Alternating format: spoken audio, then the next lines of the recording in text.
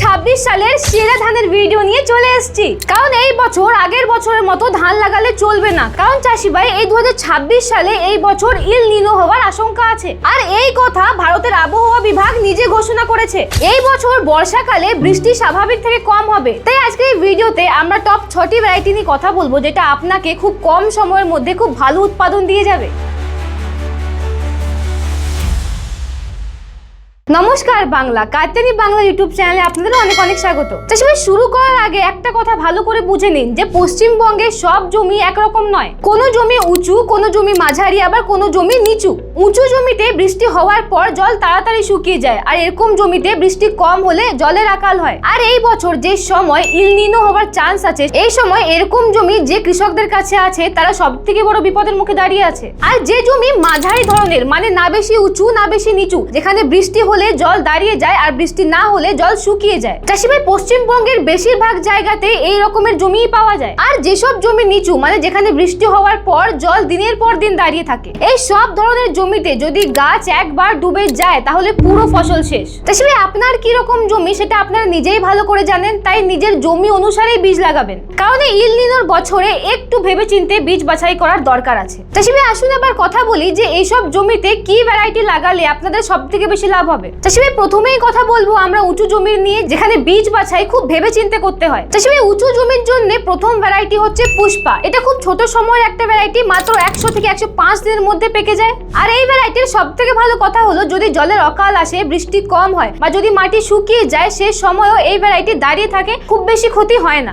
বিশেষ করে এটা বাঁকুড়া, পুরুলিয়া আর পশ্চিম মেদিনীপুরের লাল মাটি বা ল্যাটেরাইট উঁচু মাটির জন্য এটা খুব ভালো। চাষি ভাই, উঁচু জমিতে ব্লাস্ট রোগের ভয় বেশি থাকে, কিন্তু এই পুষ্পা ভ্যারাইটিতে এই ব্লাস্ট রোগের বিরুদ্ধে ভালো প্রতিরোধ ক্ষমতা আছে। যদি ঠিকভাবে পরিচর্যা করেন, রোগ কীট থেকে বাঁচান, তাহলে বিঘা প্রতি 5 থেকে 6 কুইন্টাল ধান উঠতে পারে। চাষি ভাই, উঁচু জমির জন্য দ্বিতীয় ভ্যারাইটি হলো কিরণ। এটাও আমাদের রাজ্যের একটা খুব পরিচিত হাই এল্ডিং উঁচু জমির ভ্যারাইটি। মাত্র 110 থেকে 115 দিনের মধ্যে রেডি হয়ে যায়। আর এই ইল নিনোর বছরে যদি বৃষ্টি দেরি করে আসে বা জলদি শেষ হয়ে যায়, তাহলেও এই ভ্যারাইটির উপর খুব বেশি প্রভাব পড়বে না। চাষি ভাই, এর গাছ খুব একটা বেশি লম্বা হয় না, আর যদি ঠিকভাবে পরিচর্যা করা যায় তাহলে উৎপাদন বিঘা প্রতি 6 থেকে 7 কুইন্টাল অবধি পাওয়া যায়। চাষি ভাই, এবারে কথা বলবো মাঝারি জমির ভ্যারাইটি নিয়ে, মানে যে জমি না বেশি উঁচু না বেশি নিচু। চাষি ভাই, এরকম জমিতেই সব থেকে বেশি ধান চাষ পশ্চিমবঙ্গে হয়। কিন্তু এই বছর যে সময় ইল নিনো হওয়ার চান্স আছে, সে সময় যদি ঠিক ভ্যারাইটির চয়ন না করেন তাহলে উৎপাদন কম হতে পারে। তাই এইসব জমির জন্য প্রথম ভ্যারাইটি হচ্ছে ক্ষিতীশ।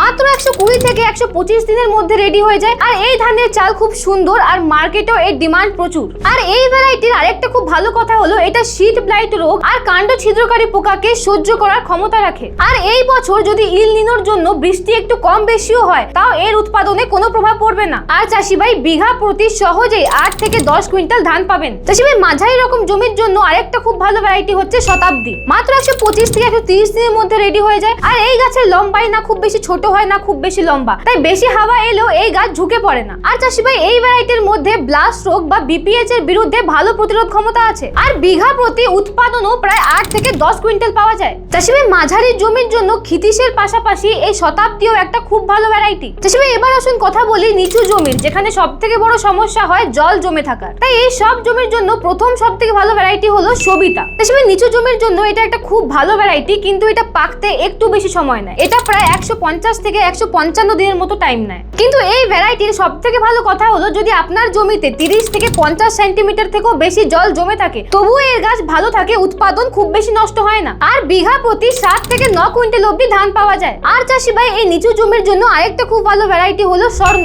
এই স্বর্ণ পশ্চিমবঙ্গে নিচু জমির জন্য একটা খুবই জনপ্রিয় ভ্যারাইটি। চাষি ভাই, এই ভ্যারাইটিও পাকতে প্রায় 140 থেকে 150 দিনের মতো সময় নেয়, কিন্তু যেসব জমিতে জল জমে থাকে সেসব জায়গায় এর গাছ খুব শক্তভাবে দাঁড়িয়ে থাকে। আর বিঘা প্রতি এর উৎপাদনও দারুণ, প্রায় 9 থেকে 11 কুইন্টাল। কিন্তু মনে রাখবেন যে এই স্বর্ণ ধানে একটু ব্লাস্ট রোগের ভয় বেশি, তাই ঠিক সময় ঠিক ওষুধ দেওয়া খুব দরকার। এবারে এখানে অনেক চাষি ভাইরা একটা বড় ভুল করবেন, তারা ভাববেন যে ঠিক ভ্যারাইটি তো পেয়ে গেছি, তাই এবারে আস্তে আস্তে লাগালেই হবে। কিন্তু চাষি ভাই, এই বছর এই ভুল করা চলবে না, কারণ এই বছর ভারতের আবহাওয়া বিভাগ নিজেই বলেছে যে বৃষ্টি আসতে দেরি হতে পারে। তাই বীজ তোলা বৈশাখ মাসের শেষ বা জ্যৈষ্ঠ মাসের প্রথম সপ্তাহের মধ্যে রেডি রাখুন। আর চাষি ভাই, ধান রোপণেও দেরি করবেন না। আর হ্যাঁ চাষি ভাই, শুধু বীজ লাগালে ধান চাষ শেষ হয়ে যায় না। বীজ তোলা কোথায় করবেন, কত সার কখন দেবেন, আর সব থেকে বড় কথা রোগ আর পোকার হাত থেকে কিভাবে বাঁচবেন, এই সব যদি না জানেন তাহলে তাহলে ঠিক ভ্যারাইটি বাছলেও আপনার ফসল ঠিক হবে না। তাই আমরা পুরো একটা ধান সিরিজ নিয়ে এসেছি, যেখানে আপনারা ধানের সম্বন্ধে A to Z